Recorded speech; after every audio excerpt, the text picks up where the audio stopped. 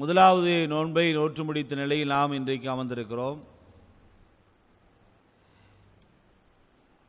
இந்த நிலையில் அல்லாஹுவை பற்றி அல்லாஹ்வுடைய தூதர் ஸல்லல்லாஹு அலைஹி வஸல்லம் அவர்கள் காட்டித்தந்த அல்லது அவர்கள் சொன்ன செய்திகளை பற்றியான தகவல்களை இன்ஷா அல்லாஹ் வரக்கூடிய நாட்கள் முழுவதும் இன்ஷா அல்லாஹ் தெரிந்து கொள்ள இருக்கிறோம். அதனுடைய ஆரம்பமாக குறிப்பிட்ட சில தினங்களுக்கு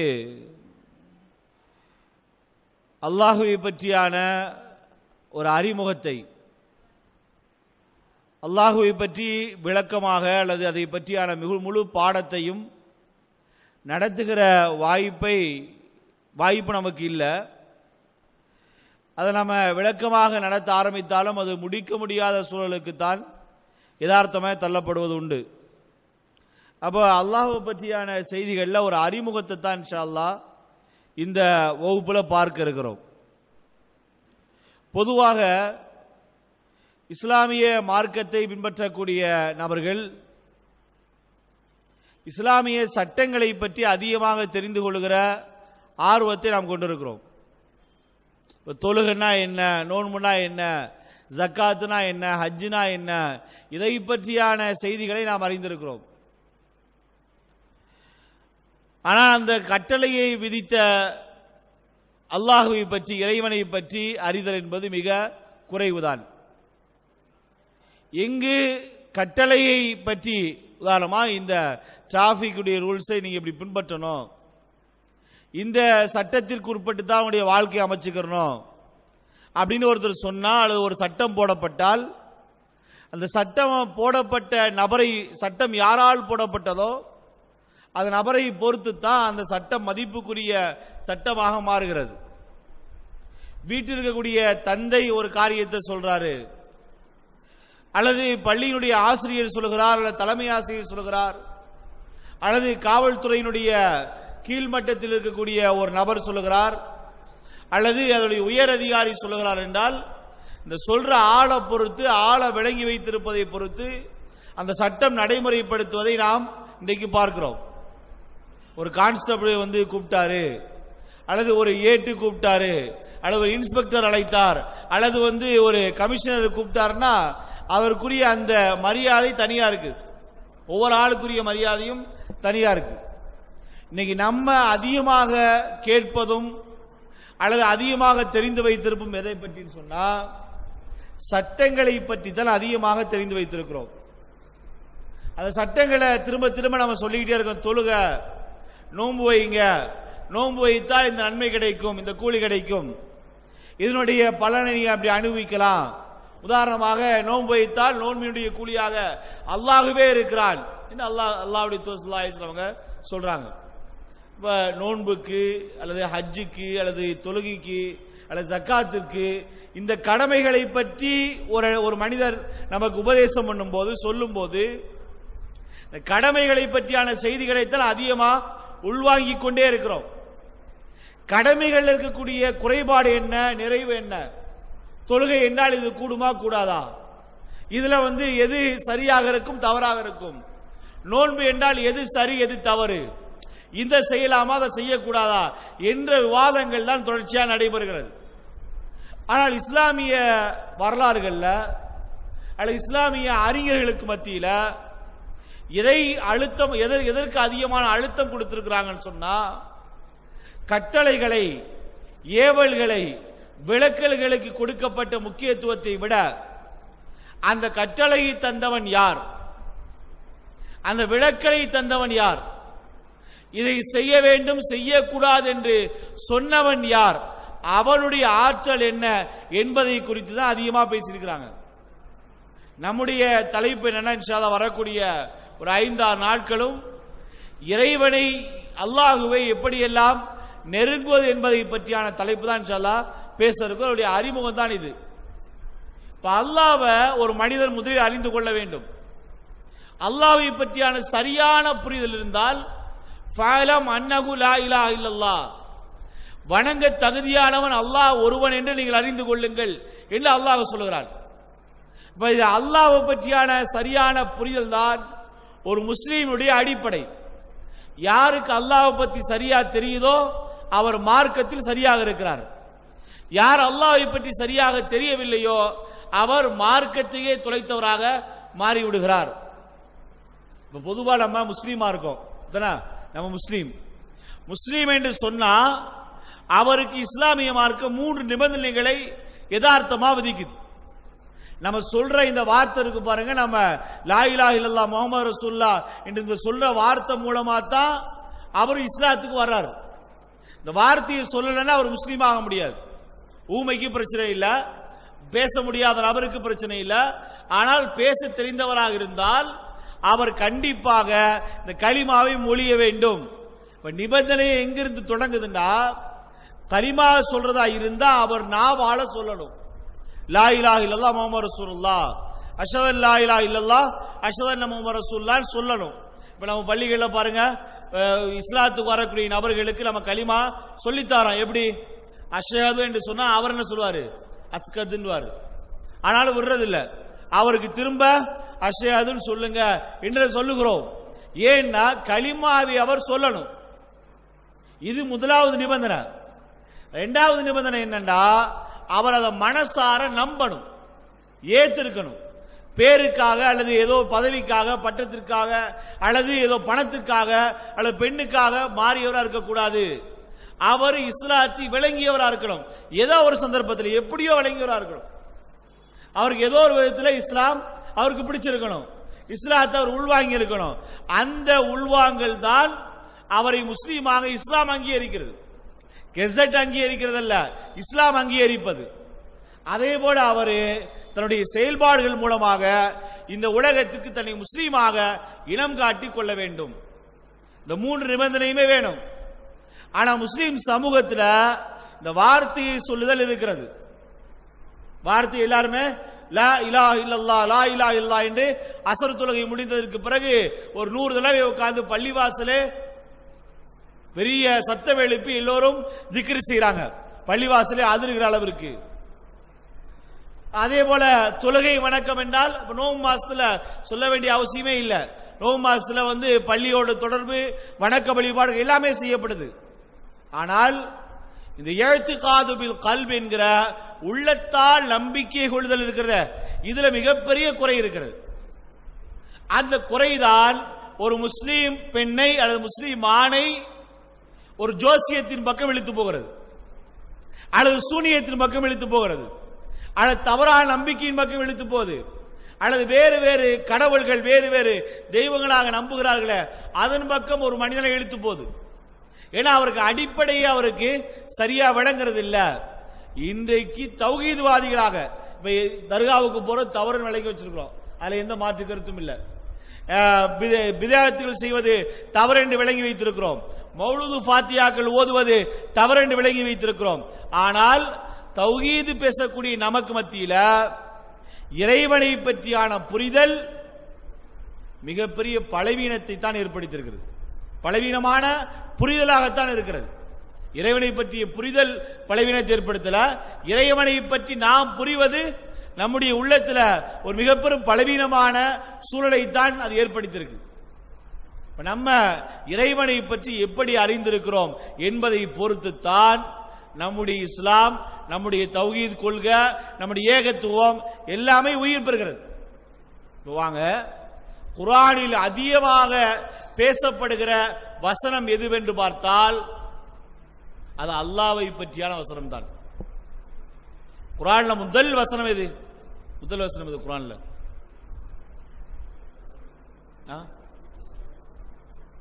பிஸ்மில்லாஹ் அல்ஹம்துலில்லாஹ் வாண்டு ஒரேதார் பிஸ்மில்லாஹிர் ரஹ்மானிர் ரஹீம் தான். பிஸ்மில்லாஹிர் ரஹ்மானிர் ரஹீம் தான் முதல் வசனம், குர்ஆனுடைய முதல் வசனம்.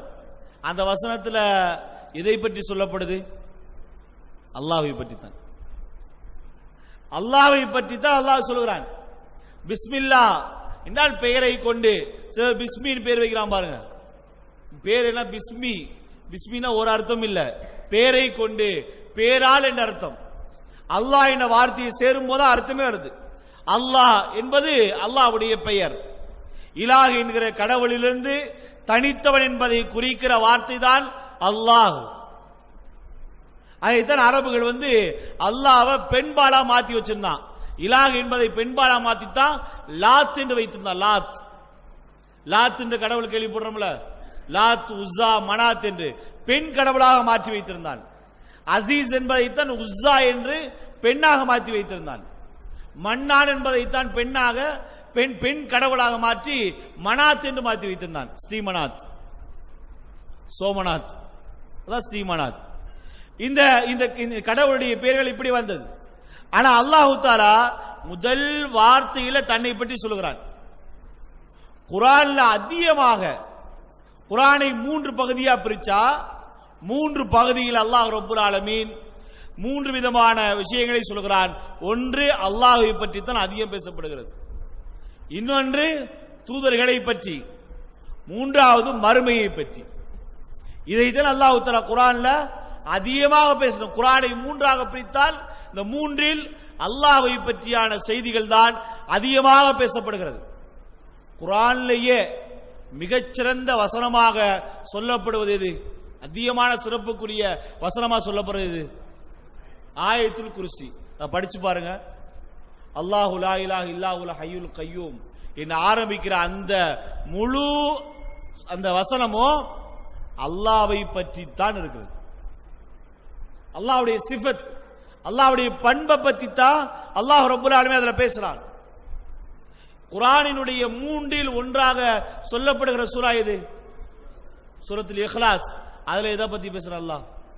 அல்லாஹ்வை பற்றி தான் பேசுகிறான். குல் ஹுவல்லாஹு அஹத். நபியே நீங்கள் சொல்லுங்கள், அல்லாஹ் ஒருவன் தான், அவன் சமத்.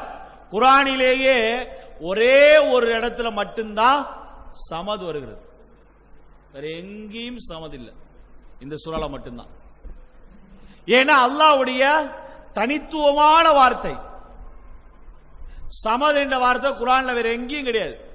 சமதன் ஒரு தடவை மனப்பாடம் பண்ணிட்டா அது சூரத்துல் இக்லாஸில் மட்டும்தான், வேற எங்கே அல்லாஹ் தஆலா சமத் என்ற வார்த்தையை சொல்லல. அவன் எந்த தேவையும் அற்றவன், யாரிடத்திலும் எந்த தேவையும் அற்றவன். அந்த தேவைக்கு பல அர்த்தம் உண்டு. அந்த வார்த்தை அல்லாஹ் தஆலா தன்னை பற்றியான அறிமுகத்தில் சொல்கிறான். குர்ஆனுடைய முதல் வசனம் அல்லாஹ்வை பற்றி பேசுகிறது. குர்ஆனினுடைய மிக சிறப்புக்குரிய வசனம் ஆயத்துல் குர்சி அல்லாஹ்வை பற்றி பேசுகிறது. குர்ஆனுடைய 3இல் ஒரு பகுதி அல்லாஹ்வை பற்றி பேசுகிறது. குர்ஆனை நீங்கள் எடுத்து படிக்க ஆரம்பித்தால் அல்லாஹ்வை நினைவு கூறாத, அல்லாஹ்வை பற்றி சொல்லாத எந்த பக்கத்தையும் நீங்கள் பார்க்க முடியாது. அந்த அளவுக்கு அல்லாஹ் தஆலா தன்னை பற்றி திரும்ப திரும்ப பேசுகிறான். ஸல்லல்லாஹு அலைஹி வஸல்லம் அவங்களும் இந்த செய்தியை மக்கள்கிட்ட முதலில் புரிய வைத்தார்கள். ஏன்னு சொன்னா, ஒரு கட்டடத்திற்கு எப்படி அஸ்திவாரம் முக்கியமோ இஸ்லாத்திற்கு முக்கியம் அல்லாஹ்வை அறிதல். அல்லாஹ் பற்றி நல்லா தெரிஞ்சுக்கிறது, அல்லாஹ்வுடைய பண்புகளை சிஃபத்துகளை நன்றாக அறிவது, இது இஸ்லாத்துடைய அடிப்படை. இந்த அடிப்படை விளங்காதனால தான் இன்னைக்கு இருக்கக்கூடிய எக்கச்சக்கமான பிரச்சனைகள் உருவாகி இருக்கிறது. அல்லாஹ்வை எப்படி விளங்க வேண்டுமோ அப்படி விளங்காமல் இருத்தல். உதாரணத்துக்கு பாருங்க, அல்லாஹ் ரப்புல் ஆலமீன் தன்னை விளங்குவதற்காக 3 விதமான செய்திகளை மக்களுக்கு சொல்றாங்க. அது ஒண்ணு என்னன்னா, ஆயாத்துல் கௌனியா என்று அல்லாஹ் தஆலா இப்படிப்பட்ட செய்திகளை எல்லாம் உலகத்தில் சொல்றான்.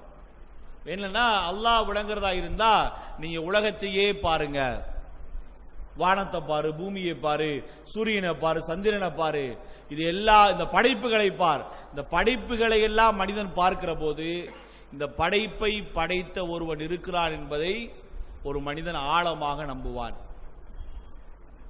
எல்லாத்தையும் எந்த படைப்பை பார்த்தாலும் அல்லாஹ்வுடைய வல்லமை தெரிய வேண்டும். அல்லாஹ் தஆலா அவ்வளவு பெரிய ஆற்றல் படைத்தவன். இன்னொன்னு என்னன்னா, ஆயாத்து தக்பீனியா, அல்லாஹ்வுடைய செயல்கள், உலகத்தில் நடைபெறுகிற அத்தனை செயலும் அல்லாஹ்வுடைய நாட்டப்படியே நடக்கிறது.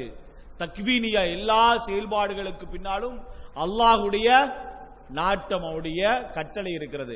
அதுதான் அல்லாஹ் தஆலா சொல்றான், இன்னமா அம்ருஹு இதா அராத ஷையன் அய்யகூல லஹு குன் ஃபயகுன். ஏதாவது ஒரு விஷயத்தை நம்ம நினைச்சிட்டோம்னு சொன்னா ஆகும் சொன்னா ஆயிரும். ரொம்ப நேரம்லாம் அதற்கு எடுக்க வேண்டிய அவசியம் இல்லை. ஆகின்ற வார்த்தையை சொன்னால் போதும்.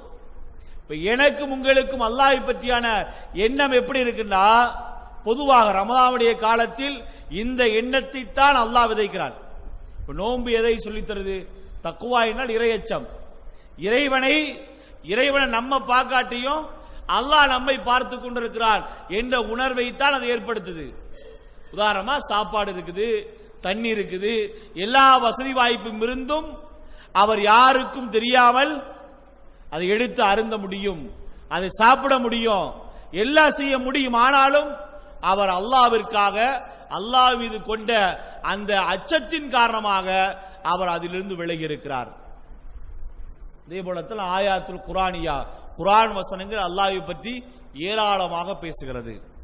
இதுல நம்ம தெரிஞ்சிக்க வேண்டிய செய்தி என்று சொன்னா, ஒரு முஸ்லீமாக இருப்பவர் அல்லாஹுவை 2 விதமாக விளங்கணும்.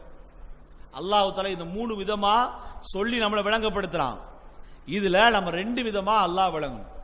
அல்லாஹ்வுடைய பெயர்களை எல்லாம் நீங்க படிச்சு பார்த்தீங்கன்னு வச்சுங்களேன், அதுல 2 விதமான பெயர்கள் இருக்கிறது. ஒன்று ஜலாலியாத் என்ற பெயர் இருக்கிறது. ஜலாலியாத் என்றால் அதிகாரம் மிக்கவன், ஆற்றல் உடையவன், பேராற்றல் உடையவன். அல்லாஹ் தஆலா அவன் ஒரு காரியத்தை நினைச்சா முடிச்சிருவான். அவன் யாரையும் பார்க்க மாட்டான். ஸல்லல்லாஹு அலைஹி வஸல்லம் அவர்கள் ஒரு சமயம் பள்ளிவாசலுக்கு முன்னால், அப்ப எல்லாம் மிம்பர் படி கிடையாது, வெறும் ஒரு பேரித்த மரத்துடைய தூணத்தான் அறுத்து அதன் மேல ஏறி நின்று தான் பயான் பண்ணுவாங்க ஸல்லல்லாஹு அலைஹி வஸல்லம் அவர்கள். அப்பதான் ஒரு குச்சியை கைக்கு வச்சுக்கிட்டு பயான் பண்றது வழக்கம். அப்படி ஒரு சொற்பொழிவை நிகழ்த்துகிறார்கள். புகாரில் இடம்பெறுகிற சஹீஹான நபிமொழி. இதுல நமக்கு அதை நம்பாமல் இருப்பது என்பது ஈமானில் பாதிப்பு ஏற்படுத்தலாம். ஏன்னா அது புகாரில் வர்ற சஹீஹான ஹதீஸ். ஸல்லல்லாஹு அலைஹி வஸல்லம் அவங்க அந்த மரத்தூண் மேல ஏறி நின்று சொற்பொழிவு நிகழ்த்துகிறார்கள். என்ன சொற்பொழிவு என்றால், நாளை மறுமையில் அல்லாஹ் தஆலா உலகத்தையே அல்லாஹ் ரப்புல் ஆலமீன் அழித்து விடுவான். உலகம் என்றால் வானம், பூமி, பூமியை போல் இருக்கிற பல லட்சக்கணக்கான கோடிக்கணக்கான கோள்கள் எல்லாம் அழிந்து போகும். அழிந்து போனதற்கு பிறகு அல்லாஹ் ரப்புல் ஆலமீன் அவருடைய அந்த சிம்மாசனத்தில் எழுந்து நின்று அல்லாஹ் சொல்லுவான், உலகத்தில் யாரெல்லாம் பெருமை அடிக்கிற ஆட்சியாளர்கள் என்று தன்னை சொல்லிக் கொண்டிருந்தார்களே, ஐனல் முத்தகப்பிரூன், உலகத்தில் பெருமை அடிச்ச மனிதர்கள் எங்கே? இங்க வர சொல்லுங்க. ஐனல் ஜப்பாரூன், உலகத்தில் அடக்கி ஆண்டு கொண்டிருந்தார்களே அது சர்வாதிகாரிகள் எங்க? அவங்கள வர சொல்லுங்க. இன்றைக்கு உலகம் என்னுடைய ஒரு கைப்பிடிக்குள் இருக்கிறது என்று அல்லாஹ் சொல்லுவான் என்று ஸல்லல்லாஹு அலைஹி வஸல்லம் சொல்றாங்க. அந்த செய்தியினுடைய விளக்க உரையில வானவர்களில் சிலர் இன்று வரைக்கும் அல்லாஹ் தஆலா அந்த மறுமைக்காக வேண்டி ஏற்பாடு பண்றான் பாருங்க, அந்த ஏற்பாட்டை பார்த்த வானவர்கள் இன்று வரைக்கும் ருக்குவிலே இருக்கிறார்கள். ஹதீஸ்ல வருகிறது. அல்லாஹ் தஆலா அந்த உலகத்தை அழிக்கிறதுக்கு ஒரு ஏற்பாடு பண்றான் பாருங்க, அந்த ஏற்பாட்டை பார்த்த வானவர்கள் அப்படியே இன்று வரைக்கும் ருக்குவில் இருக்கிறார். சில வானவர்கள் சுஜூதில் வீழ்ந்தே கிடக்கிறார்கள். ஸல்லல்லாஹு அலைஹி வஸல்லம் அவங்க சொன்னாங்க, நான் மேராஜுடைய பயணம் சென்றிருந்தேன். விண்ணுலகத்துக்கு போறாங்க. போகும்போது அங்க எனக்கு ஒரு இடத்துக்கு மேல வேற எந்த நபருக்கும் வர்றதுக்கு அனுமதி இல்லை, என்னை அழைத்து போறாங்க. அங்கு நானும் ஜிப்ரீல் மாத்திரம். அதுக்கப்புறம் ஸல்லல்லாஹு அலைஹி வஸல்லம் போனாங்க. ஒரு நீண்ட வரலாறு இது. அப்ப அதுல ஒரு இடத்துல ஜிப்ரீலும் அலைஹிஸ்ஸலாம் அவர்களும் நபி ஸல்லல்லாஹு அலைஹி வஸல்லம் அவர்களும் போறாங்க. போன காட்சியை ஸல்லல்லாஹு அலைஹி வஸல்லம் சொல்றாங்க, அவரை அல்லாஹ் தஆலா சித்ரத்துல் முன்தஹா என்கிற இடத்துல தடுத்து நிறுத்திட்டான். நாம் மட்டும் தான் உள்ள போனோம். சித்ரத்துல் முன்தஹால அவர் எப்படி இருந்தார்னா, மலையில் நனைந்த மனிதன் அவனுடைய ஆடை உடையில் பட்டு, அவருடைய ஆடை உடம்புல பற்றக்கூடாததற்காக எப்படி கூனி குறுகி ஒரு மாதிரி தன்னை சுருக்கி கொண்டு நிற்பாரோ, அதை போல அல்லாஹ்வுடைய அச்சத்தால் ஜிப்ரீல் அவர்கள் பயந்து நடுங்கிக் கொண்டிருந்தார். அல்லாஹு தஆலா மிகப்பெரிய சர்வதிகாரி, மிகப்பெரிய சர்வதிகாரி. இன்ன பத்ஷ ரப்பிக லஷதீத். அல்லாஹு தஆலா ஒரு பிடி பிடிச்சான்னு வச்சுங்க, அது அவன் பிடிக்கிற பிடி மிக கடுமையானது. அது உலகத்தை அழிக்கும் போது இருந்தாலும் சரி, அல்லது சாதாரண நம்ம வாழ்க்கையில் இருந்தாலும் சரி, அல்லாஹு தஆலா பிடிக்க நினைச்சிட்டா அவனால் இந்த உலகத்தை ரொம்ப காலம் வாழவே முடியாது. இந்த செய்திய அந்த பலகை மேல, மரப்பலகையின் மேல ஏறி நின்று ஸல்லல்லாஹு அலைஹி வஸல்லம் சொன்னார்கள். ஹதீஸில் வருகிறது, இந்த மறுமையின் நிகழ்வும் அல்லாஹ்வினுடைய அந்த வல்லமையையும் அவருடைய ஆற்றலை பற்றியும் அந்த உரை நிகழ்த்தப்பட்டதால் அந்த மரம் அழுதது என்று ஹதீஸில் வருகிறது. சுப்ஹானல்லாஹ். அந்த எந்த மரப்பலகையின் மேல ஏறி நின்று ஸல்லல்லாஹு அலைஹி வஸல்லம் உரையாற்றினார்களோ அந்த மரப்பலகை தூர் அழுதது. உமர் ரலியல்லாஹு அன்ஹு சொல்கிறார்கள், அது குலுங்கிய விதத்தை பார்த்தால் எங்க ஸல்லல்லாஹு அலைஹி வஸல்லம் தள்ளி விட்டுருமோ நினைச்சோம்.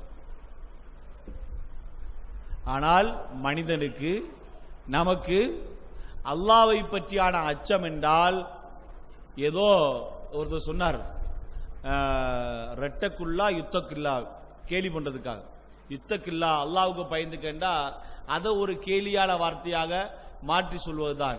இத்தகில்லா என்பதுதான், இறைவனுக்கு அஞ்சிக்கொள் என்ற வார்த்தை தான் உலகத்திலேயே மிகவும் பாரமான வார்த்தை. மிக பாரமான வார்த்தை எதுனா அல்லாஹ்வுக்கு அஞ்சிக்கன்னு சொல்றதுதான். ஏன்னா அல்லாஹ்விற்கு ஒரு மனிதன் அஞ்சினால் இறைவனுக்கு அஞ்சிக்கொள் என்று சொல்லுகிற வார்த்தை தான் மிக பெரும் வார்த்தை. ஸல்லல்லாஹு அலைஹி வஸல்லம் அவர்கள் தன்னுடைய தோழர்களை இந்த அடிப்படையில் தான் உருவாக்குனாங்க.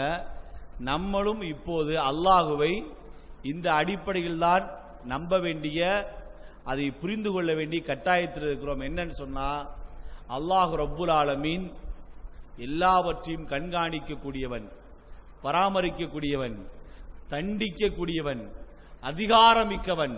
உலக வரலாற்றை எடுத்து பாருங்க, யாரெல்லாம் அல்லாஹ்விற்கு மாறு செய்தார்களோ அத்தனை பேரையும் அல்லாஹு தஆலா இந்த உலகத்திலிருந்து துடைத்து எறிந்திருக்கிறான். ஆது கூட்டத்துடைய நிலைமை என்ன? யாராலையும் கற்பனை கூட பண்ண முடியாது. தண்ணியினுடைய இயல்பு இருக்க, தண்ணிக்கு ஒரு இயல்பு இருக்கிறது, இயல்பை அல்லாஹ் தஆலா விரும்பினால் மாற்றுவான். காற்றுக்கு ஒரு இயல்பு இருக்கிறது, அந்த இயல்பை அல்லாஹ் தஆலா விரும்பினால் காற்றின் இயல்பே. இப்ப சமீபத்தில் நம்ம ஊர்ல வந்த அந்த புயல் இருக்குதே, சமீபத்தில் வந்த புயல், கஜா புயல், இந்த புயல்ல பாதிக்கப்பட்ட மக்கள் சொல்ற செய்தி என்னன்னா, வீடையே தூக்கி வேற இடத்துல வச்சிரும் போல இருக்கு, அப்படி காத்தடிச்சிச்சு. நாங்க நினைச்ச சொல்லும் போது, டிவியில சொல்லும் போதெல்லாம் வேற விளையாட்ட நினைச்சோம், கேலி பண்ண, கிண்டல் பண்ணோம். ஆனால் அந்த காத்து வந்த உடனே 2 மணி நேரம் 2.5 மணி நேரம் தான் உயிரை கையில பிடிச்சிட்டு இருந்தோம். வீட்டையே தூக்கி இன்னொரு இடத்துல வச்சிருமோ என்று பயப்படுகிற அளவிற்கு அல்லாஹ் ரப்புல் ஆலமீன் காற்றினுடைய இயல்பையே மாற்றுவான். நெருப்பின் இயல்பை அல்லாஹ் தலைகீழாக மாற்றி வைத்திருக்கிறான். நெருப்பு குழம்புகளா வெளிவரக்கூடிய இடங்கள்லாம் இருக்குது. சாதாரணமான நாம் பத்த வைக்கிற நெருப்பல்ல, அது எப்போதும் பற்றி எரிந்து கொண்டிருக்கிற மிகப்பெரிய ஒரு கிடங்காகவே அல்லாஹ் வைத்திருக்கிறான். அல்லாஹ் ரப்புல் ஆலமீன் இந்த உலகத்தில் யாரையும் எப்போதும் எப்படி வேண்டுமானாலும் தண்டிப்பதற்கு ஆற்றல் படைத்தவன். உதாரணம் சொல்றேன் கேளுங்க. ஸல்லல்லாஹு அலைஹி வஸல்லம் சொன்னார்கள், என்னையும் ஈசாவையும் அல்லாஹ் ரப்புல் ஆலமீன் அழைத்து எங்கள் இருவரையும் நரகத்துக்கு போங்க என்று சொன்னாலும் அங்க தட்டி கேட்கிறது வேற யாரும் கிடையாது. யார? ஈசா அலைஹிஸ்ஸலாம் அவர்கள் அல்லாஹ்வினுடைய சிறப்புக்குரிய மனிதர், உலகத்தினுடைய அற்புதமான மனிதர். ஆதம் அலைஹிஸ்ஸலாம் எப்படி ஒரு அற்புதமோ அதுபோல ஈசா அலைஹிஸ்ஸலாம் அவர்கள் அற்புதம். தாயும் தகப்பனும் இல்லாம பிறந்தவங்க ஆதம் அலைஹிஸ்ஸலாம். தந்தையே இல்லாமல் பிறந்தவர் ஈசா அலைஹிஸ்ஸலாம். உலகத்துல அத போல ஒரு குழந்தை உலகத்துல இல்ல. பிறந்த உடனே பேசிச்சு. பிறந்து அங்கிருந்து பாலைவனத்தில் பிறந்து தூக்கிட்டு வந்த உடனே அந்த குழந்தைய தாய் அந்த குழந்தைக்கான உணவை ஊட்டுகிறாள். உணவை ஊட்டியவுடன் தாயை பார்த்து சொன்னாங்க, நீ தப்பான பெண், தப்பான பெண் என்று. அந்த பெண் சொன்னா, நான் மௌன விரதம் இருக்கிறேன், நான் பேச மாட்டேன், எனக்கு பதிலாக என் பிள்ளை பேசும். எல்லாரும் சிரிச்சாங்க. இப்ப அல்லாஹ் தஆலா அந்த குழந்தையை பேச வைத்தான். நான் உங்களுக்கு அனுப்பப்பட்ட இறை தூதர், அல்லாஹ் எனக்கு வேதத்தை கொடுத்திருக்கிறான். எப்ப இந்த பருவத்தை கற்பனை கூட பண்ண முடியாது. இந்த பருவத்தையே ஏன்னா அது சுய தேவையை நிறைவேற்ற முடியாத பருவம். அந்த குழந்தைக்கே தாய் தான் பால் ஊட்டணும். குழந்தையா போயெல்லாம் சாப்பிட முடியாது. தாய் தான் எடுத்துட்டு போய் அந்த குழந்தைக்கு பால் ஊட்டணும். ஆனாலும் அந்த குழந்தை பேசியது, நான் இறை தூதர், அல்லாஹ்வால் அனுப்பப்பட்டவன், நான் எனக்கு வேதம் வழங்கி இருக்கிறான், எனக்கு தொழுகையையும் ஜக்காத்தையும் அல்லாஹ் வைத்திருக்கிறான். இது குழந்தை பேசிய பேச்சாக அல்லாஹ் சொல்கிறான் என்றால், அல்லாஹ் தஆலா எல்லாத்துக்கும் ஆற்றல் படைத்தவன். ஆது சமூகத்துடைய முடிவு என்னாச்சு? சமூக சமூகத்துடைய முடிவு என்னாச்சு? அல்லது உலகத்தின் பெரும் சர்வதிகாரியத்தை அடையாளப்படுத்திக்கிட்டானே ஃபிரௌன், அவனின் முடிவு என்னாச்சு? பெரிய அறிவாளியா தன்னை நினைச்சுக்கிட்டானே ஹாமான், அவனின் முடிவு என்னாச்சு? உலகத்தில் பெரும் செல்வந்தனாக அல்லாஹ் உருவாக்கினானே காரூன், அவனின் முடிவு என்னாச்சு? அல்லாஹ் ரப்புல் ஆலமீன் நினைத்தால் யாரை எப்படி வேண்டுமானாலும் இல்லாமலாக்கி விடுவான், தொடர்ச்சி எரிஞ்சிருவான். இருந்த இடம் தெரியாம அப்படி ஒரு மனுஷன் இந்த உலகத்தில் பிறந்தானா என்ற அந்த தடம் தெரியாமல் தொடைக்கப்பட்டவங்க எத்தனையோ பேர் இருக்காங்க. வரலாற்று நினைவு கூறப்படுறவங்க கம்மி, மிக குறைவான பேர், மிக குறைவானவர்கள். ஆனால் உலக வரலாற்றில் வாழ்ந்தவங்க ஏராள கோடிக்கணக்கான பேர். நம்ம ஊர்ல ஆக்சிடென்ட்ல செத்து போறான அவனை யாராவது நமக்கு தெரியுமா? எத்தனையோ பேர் இருக்கிறான். ஒரு கட்டத்தில் இந்த உலகத்தை விட்டு முற்றிலுமாக மறைந்து போகிற சூழலும் இருக்கிறது. ஏனென்றால் அல்லாஹ் யாரை விரும்புகிறானோ அவர்களைத்தான் அல்லாஹு தஆலா நேசிக்கிறான், அவர்களை அல்லாஹு தஆலா நெருங்குகிறான், அல்லாஹ் அவர்கள் மீது அன்பு வைக்கிறான். அல்லாஹு தஆலா அல்லாஹ்விற்கு யார் மாறு செய்கிறானோ அந்த மாறு செய்கிற மனிதனை அல்லாஹ் ரப்புல் ஆலமீன் அழித்து விடுகிறான், இல்லாமலாக்குகிறான், அல்லது அவகாசத்தை வழங்குகிறான். இந்த உலகத்தில் வாழும் போதே அவகாசத்தை கொடுக்கிறான். அந்த அவகாசத்தை பயன்படுத்துகிற மனிதன் கொஞ்சம் கொஞ்சமாக அந்த அவகாசத்தை உள்வாங்கி ஒரு கட்டத்தில் அவகாசம் தீர்ந்து போச்சு. அவகாசமே தீர்ந்து போன உடனே அவனுக்கு அல்லாஹ் தஆலா அழிவைத்தான் தருகிறான். அந்த அழிவுக்கு பிறகு அவனால் மீண்டு வரவே முடியாது. அல்லாஹ்வின் பிடி கடினமான என்பதற்கு அதால் அடையாளம். உலகத்தில் எந்த குழந்தையும் அல்லாஹ்வுடைய அனுமதி இல்லாம பிறப்பதில்லை.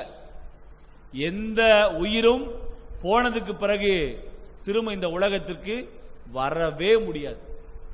வருவதற்கான எந்த வாய்ப்பும் இல்லை.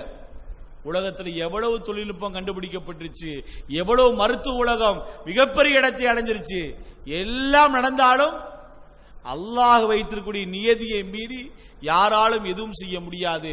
ஆனால் அல்லாஹு தஆலா அவன் ஒரு வித்தியாசமான குணமுள்ளவன். நான் சொன்னேன் ஜலாலியாத்.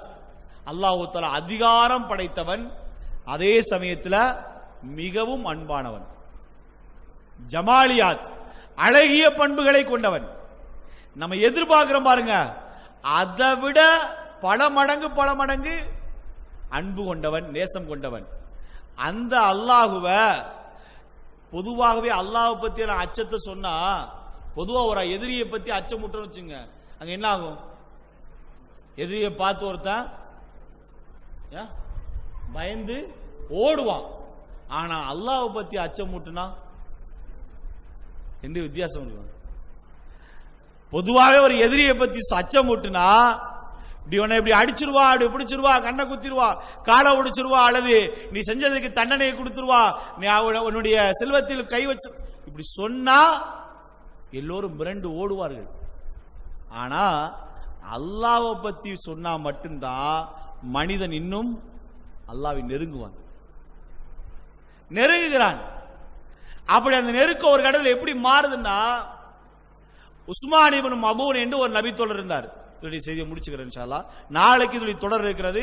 அன்பால் எப்படி நம்மை அல்லாஹ் தஆலா அரவணைக்கிற, அந்த அன்பை பெறதுக்கு நம்ம எந்தெந்த வழியெல்லாம் போனா, எந்த சாவியை போட்டா அல்லாஹ் தஆலா அந்த அன்பின் வாசலை திறப்பான் என்பதை பற்றி சில அடுத்தடுத்த தினங்கள்ல பார்ப்போம். உஸ்மான் இப்னு மதூன் ஒரு நபி தோழர். அவர் என்ன பண்ணார்னா, வலீத் இப்னு முகைரா என்கிற நபருடைய பாதுகாப்பில் இருக்கிறார். அவன் தான் குறைஷி. குறைஷி மக்கத்து குறைஷி, அவன் காபிரு. அவன் இந்த சகாபிக்கு பாதுகாப்பு கொடுத்திருந்தான். அவருக்கு ஒரு கட்டத்தில் இஸ்லாம் வழங்குச்சு. அல்லாஹ் புரிய ஆரம்பிச்சான். அல்லாஹ் புரிய ஆரம்பிக்குது ஒரு பெரிய நிலை. அது அசுலு தீனி மாரிஃபத்துல்லாஹ்னு சொல்லுவாங்க. மார்க்கத்துடைய அடிப்படை என்னண்டா அல்லாஹுவை விளங்குவது. இப்ப நீங்க குர்ஆன்ல ஏன் அல்லாஹ் தஆலா ஷைத்தானை பத்தி இவ்வளவு தூரம் பேசுறான்? ஷைத்தானை பத்தி ஏன் இவ்வளவு அல்லாஹ் திரும்ப திரும்ப திரும்ப பேசுறான் என்றால், ஷைத்தான் நம்மளோட இப்ப பயணிக்கல. இப்ப 2019 பிறந்து நம்மகிட்ட வரல. அவன் உலகத்துடைய ஆரம்பத்துல இருந்து வர்றான். உலகத்துடைய ஆரம்பம் ஆதம் அலைஹிஸ்ஸலாம் பாருங்க, அங்கிருந்து இப்ப வரைக்கும் தொடர்ந்து வரான். அவனுக்கு தெரியும் மனிதர்கள் எத்தனை வகைன்றது அவனுக்கு தெரியும். யார் யார் என்ன மாதிரியான கேரக்டர்னு தெரியும். என்னென்ன வகைகள்ல இருக்கக்கூடிய மனிதர்களுக்கு எதை எதை சொன்னா அவனை பாவியா மாத்தலாம்னு தெரியும். அதனால தான் அல்லாஹ் தஆலா ஷைத்தான் அவங்க எதிரி அல்லாஹ் சொல்லிட்டே வர்றான். இப்ப இந்த உஸ்மான் இப்னு மதூன் அவர்கள் ஒரு கட்டத்தில் அல்லாஹ்வை புரிகிறார். அல்லாஹ் அவருக்கு விளங்குகிறது. அந்த விளக்கத்தை தெரிந்ததும் வலீத் பின் முகைராட்ட போய் சொல்றாரு, இங்க பார், இவ்வளவு காலமா நான் உன் பாதுகாப்புல இருந்தேன், இனிமேல் உன் பாதுகாப்பு எனக்கு தேவையில்லை. உன் பாதுகாப்பு எனக்கு தேவையில்லை. நீ உன் பாதுகாப்பை விளக்கிக்க, நான் சுதந்திரமா இருந்துக்கிறேன். எனக்கு அல்லாஹ் பொறுப்புல இருப்பான். நான் அல்லாஹ்வுடைய பொறுப்புல இருக்க, இனிமேல் எனக்கு இந்த பாதுகாப்பு தேவையில்லை என்று சொல்லுகிறார். அப்ப அந்த வலீத் பின் முகைரா சொன்னா, பாரு, தேவையில்லாத பிரச்சனை, என் பாதுகாப்புல தான் நீ நான் பாதுகாப்பேன், அல்லது உனக்கு ஏதாவது கஷ்டம்னா உதவி செய்வேன், நீ என்னுடைய பாதுகாப்புல இருன்னு சொன்னான். அப்ப அந்த உஸ்மான் பின் மதூன் அவர்கள் வேணான்னு சொல்லிட்டு அவர் வெளியேறிட்டாரு. வெளியேறதுக்கு பிறகு ஒரு மனிதர், ஒரு கவிஞர் காபத்துல்லாவில் கவிதை பாடுகிறார். உடனே இவர் அந்த கவிதையை எதிர்த்து குர்ஆன் வசனத்தை சொல்லுகிறார். நீ படிக்கிற கவிதை என்ன கவிதை? இதைவிட 1000 மடங்கு அழகான அற்புதமான வரிகளை கொண்டது குர்ஆனிய வசனம் என்று குர்ஆனை படிக்கிறார். குர்ஆனை படிச்ச உடனே எதிரிகள் எல்லாம் சூழ்ந்து கொண்டு அவரை அடிக்கிறார்கள். அடிச்சதுல அவருக்கு ஒரு கண்ணு மிகப்பெரிய பாதிப்புக்குள்ளாகிறது. கண்ணே தெரியல, ஒரு பக்கம் கண்ணே தெரியல, அடிச்சு பயங்கரமான காயம். அப்போது வலீத் பின் முகைரா அவன் சிரிக்கிறான். அதான் சொன்னல்ல, நீ என் பாதுகாப்புல இருந்தேன்னா உனக்கு உன்னை இவ்வளவு தூரம் கஷ்டப்பட விட்டுருப்பனா, என்னுடைய பாதுகாப்புன்னு சொன்னீங்கன்னா உன்னை யாராவது தொற்றிருப்பாங்களா என்று அந்த வலீத் பின் முகைரா சொல்லுகிறான். அப்போது அவர் சொன்னார், அல்லாஹுதான் எனக்கு பாதுகாவலன், அந்த பாதுகாவலன் எனக்கு இன்னொரு கண்ணை ஏன் விட்டு வைத்திருக்கிறான் என்று நான் கவலையில் இருக்கிறேன். 2 கண்ணை அவன் எடுத்துக்கிட்டு அவனே என்ன மொத்தமா பொறுப்பெடுத்துக்கிட்டான்னா சந்தோஷமா போயிடும். ஒரு கண்ணை எடுத்து இன்னொரு கண்ணை விட்டுருக்கான்ல, இப்ப அல்லாஹ் தஆலா என்னுடைய வேலையை நானே செய்யற மாதிரியான ஒரு சூழலை உருவாக்கி இருக்கான். 2 கண்ணை எடுத்துக்கிட்டான்டா நான் இப்போது அவன் பாதுகாப்பில் வந்து விடுவேன், அவனே என்ன வழி நடத்துவான். அதனால தான் இயல்பிலேயே அல்லாஹ் ரசூல் ஸல்லல்லாஹு அலைஹி வஸல்லம் சொல்கிறார்கள், யாருக்கு அல்லாஹ் தஆலா இரு கரம் என்கிற, கரம் என்றால் சிறப்புக்குரியது, 2 கரமைன் 2 சிறப்புக்குரியதை எடுத்துக்கொண்டானோ அவர்களுக்கு அல்லாஹ் தஆலா சொர்க்கத்தை தயாரித்து வைத்திருக்கிறான். ஏன்? அவங்களுக்கு இந்த உலகத்தில் கண்ணை எடுத்துட்டா நாளைக்கு மறுமையில சொர்க்கம் காத்திருக்கிறது என்று ஸல்லல்லாஹு அலைஹி வஸல்லம் சொல்கிறார்கள். எனவே அல்லாஹ்வை விளங்குகிற போது துன்பம் கூட மகிழ்ச்சியா மாறும். அல்லாஹ்வை விளங்காத மனிதனுக்கு சாதாரண ஒரு ஒரு சோதனை கூட மிகப்பெரிய கஷ்டமாக துன்பமாக ஏன் இப்படி அல்லாஹ் தருகிறான் என்ற சிந்தனை அவனுக்கு வந்து கொண்டே இருக்கும். இதை பற்றி ஏராளமான நபிமொழிகளும் வரலாற்று செய்திகளும் இருக்கிறது. இன்ஷா அல்லாஹ் நாளை தினம் அல்லாஹ் ரப்புல் ஆலமீன் ஒரு மனிதனை எப்படி அரவணைக்கிறான், அவனை எப்படி பாதுகாக்கிறான், அவனை எப்படி தன்னுடைய கட்டுப்பாட்டுக்குள் அல்லாஹ் தஆலா கொண்டு வருகிறான் என்ற செய்தியை பற்றி இன்ஷா அல்லாஹ் நாளை தினம் பார்ப்போம். சுப்ஹானக்கல்லாஹு வ பிஹம்திக அஷ்ஹது அல்லா இலாஹா இல்லா அன்த அஸ்தக்ஃபிருக வ அத்தூபு இலைக். அஸ்ஸலாமு அலைக்கும் வரஹ்மத்துல்லாஹி வ பரகாத்துஹு.